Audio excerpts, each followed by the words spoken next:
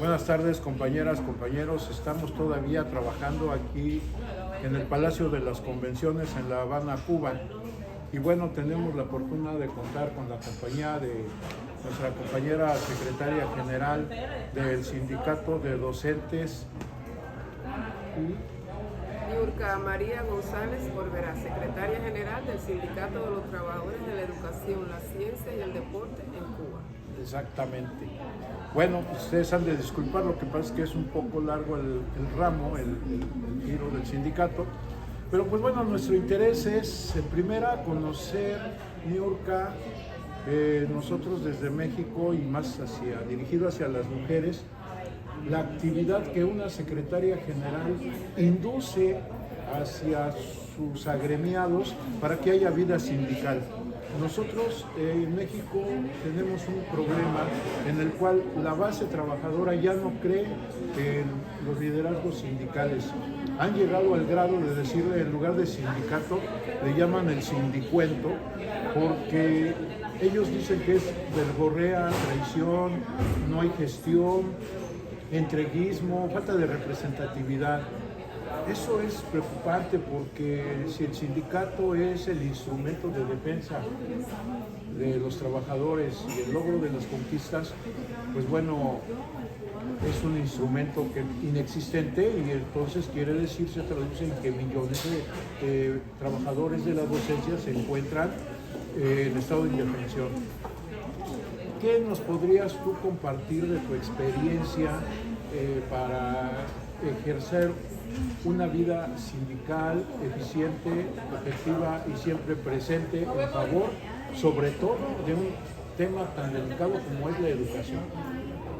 Bueno, en primer lugar agradecer la oportunidad de hablar en nombre de todos mis afiliados, donde la mayoría son mujeres, porque el Sindicato de la Educación, la Ciencia y el Deporte en Cuba, que agrupa 4 organismos, el Ministerio de Educación General, el Ministerio de Educación Superior, el Ministerio de Ciencia, Tecnología y Medio Ambiente y el Instituto Nacional de Deporte, Educación Física y Recreación.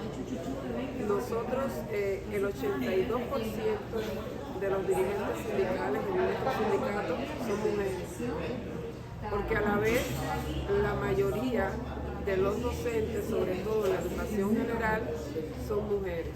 O sea, y eso no tiene ningún tipo de problema, no hay ningún tipo de dificultad.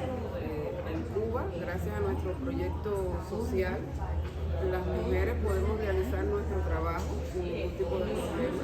Somos mujeres empoderadas, como nos gusta decir acá. Y bueno, en el trabajo sindical también, nosotros tenemos en el sindicato, para realizar la labor sindical en todo el país, 430 cuadros profesionales, les decimos acá. Y también más del 80% son mujeres. Por supuesto, todas mujeres universitarias, preparadas.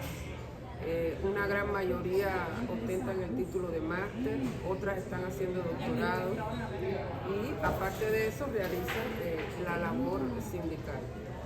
Labor sindical que en la base muchos la hacen al unísono con su labor profesional. Todo marcha bien. Puede que en algún otro momento haya que tener algún tipo de discrepancia con la administración. Eso tiene su solución, tiene su espacio. Y en sentido general, el trabajo sindical en Cuba, desde el punto de vista de que nos dirijan las mujeres, no tiene ningún tipo de problema. ¿Cuál es el punto de encuentro de tus agremiados para la toma de decisiones? O sea, obviamente las asambleas, pero la articulación a través de un afiliado llega por primera vez, y cuáles son, digamos, sus derechos y obligaciones, de la manera práctica, no en el deber ser, sino prácticamente qué es lo que hace, cómo se siente un afiliado al llegar a un sindicato de docentes, cuáles son sus obligaciones de inmediato. Bueno, nosotros tenemos los estatutos aprobados por la Central de Trabajadores de Cuba, que es el organismo que centra y dirige a los sindicatos en Cuba. Y desde los estatutos, pues, nuestros afiliados tienen derechos y deberes. Cuando un afiliado nuevo llega a una estructura sindical nuestra, que son las estructuras sindicales de base, se le da la bienvenida, se le explica tanto sus deberes como sus derechos. Se le explica el centro donde está, se le explica también los reglamentos que tiene que cumplir desde el punto de vista de la administración. Pero en esa organización sindical de base también hay un ejecutivo, llamamos nosotros, y hay una parte de ese ejecutivo que también atiende a las mujeres. Nosotros también tenemos el convenio colectivo de trabajo. En los convenios colectivos de trabajo también, que acá en Cuba, las cláusulas, como nosotros le llamamos, la elaboran los trabajadores y al final se aprueba en asamblea con la anuencia de todos los trabajadores, donde también está el administrativo.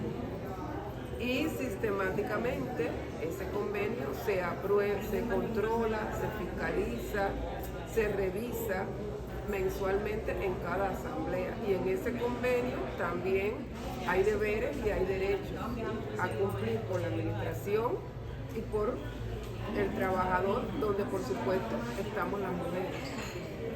Y cuando en alguna sección o en algún centro de trabajo o en algún sindicato, el secretario general no cumple con su función, bueno, yo sé que aquí es difícil, pero si ocurriera que no cumpliera con su función, que traicionara el movimiento obrero en cuanto a la entrega de prebendas a favor de la parte patronal, retrocediendo en sus derechos, ¿qué pasa? ¿Qué sucede? ¿Cómo controla eso el trabajador? La lealtad del dirigente sindical, que bueno, muchas veces se hace por medio de la confianza, de un conocimiento que se va teniendo y prestigio de una persona, y por eso se le pone. Pero bueno, estamos viendo un caso extremo de que en muchos sindicatos en otros países el trabajador no se siente representado. Entonces, ¿qué sucede en el caso de Cuba cuando un dirigente sindical no cubre las expectativas de la clase trabajadora que representa? El dirigente sindical en Cuba se elige en asamblea, lo eligen los trabajadores, tanto el de la base como en los diferentes organismos de dirección. Y cuando un dirigente sindical no cumple con su representatividad hacia los trabajadores, en la misma asamblea de afiliados, los trabajadores le piden cuenta, porque además en Cuba, en la asamblea de afiliados, en los organismos que nosotros atendemos, se hacen mensualmente, el dirigente sindical rinde cuenta a los trabajadores de su trabajo, de su gestión sindical. Y en esa asamblea él tiene que explicar en un periodo de tiempo determinado, que lo determina ese colectivo laboral, su gestión como dirigente sindical. Y cuando él no cumple con eso, la propia asamblea, ese colectivo de conjunto con la dirección sindical a un nivel de dirección que corresponda al municipio, provincia o nación, pues se hace el análisis y o se le puede dar un tiempo en dependencia de lo que no haya cumplido con su trabajo, o se demueve como dirigente sindical. ¿Y puede ser acreedor alguna sanción de carácter civil o penal? Depende de los hechos en que haya incurrido. Bueno, pues creo que el sindicalismo en todo el mundo es muy similar, todos nos regimos por estatutos, por el voto de los trabajadores, Y creo que lo que nos está a nosotros haciendo falta en algunos países es ejercer la vida sindical, elevar la voz, porque estamos en un país allá en México en donde se ha hecho efectivo el voto de la ciudadanía para elegir un régimen de gobierno, pero sin embargo en muchas organizaciones sindicales, máxime las burocráticas, el trabajador se siente relegado y sin voz.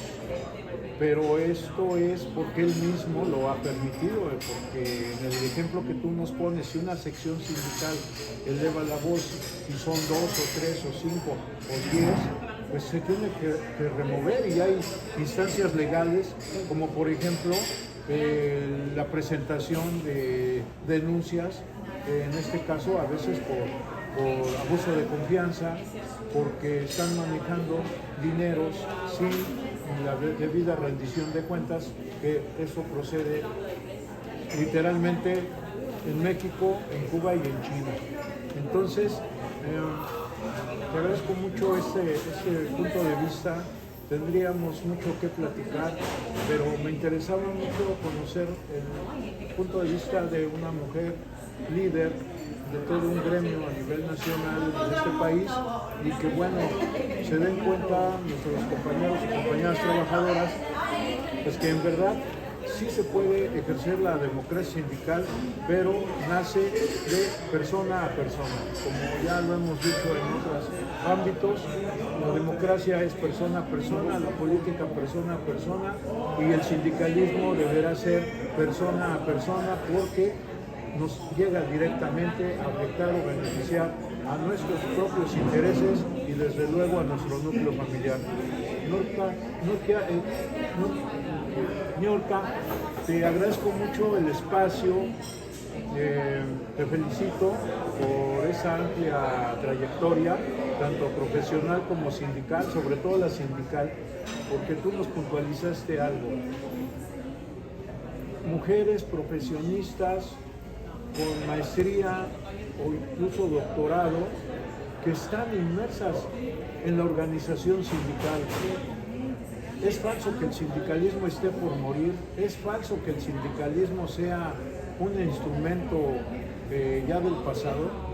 Todo lo contrario, cada vez hace más falta la vida sindical, y con tus palabras estoy seguro que refrescaremos la mente y la conciencia de muchos compañeros y compañeros del ámbito docente, y pues bueno, esperemos construir un mejor país y un mejor estándar de vida para nuestras compañeras y compañeros trabajadores en lo futuro. Muchas gracias. La cuarta transformación va, compañeros.